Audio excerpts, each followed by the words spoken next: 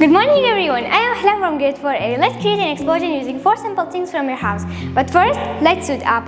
First, 3% of hydrogen peroxide, pour it in.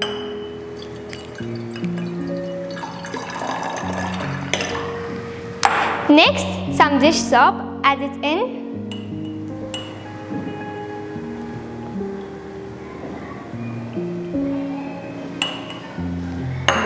Next, your choice of food coloring, add a few drops.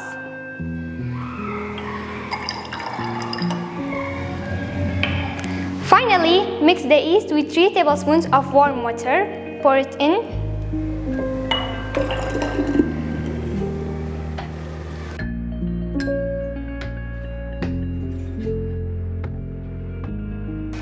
And ta-da!